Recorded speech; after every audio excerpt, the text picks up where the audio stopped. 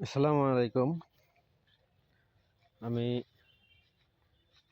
আসলাম আপনাদের মাঝে একটা দুর্ঘটনার জন্য। তো একটা বাচ্চা আমাদের এখানে একটা মিল আছে, ছ মিল। ওই ছ মিলের জায়গায় আপনার খেলা করতে করতে কাঠ খড়া মেরে পার উপরে পড়ে পাড়া ভেঙে যায়। হেঁটোর ওপর থেকে থোড়ার মাঝখান থেকে ভেঙেছে, মারাত্মক অবস্থা।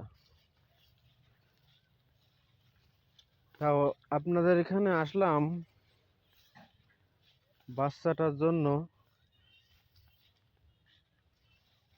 সাহায্য করার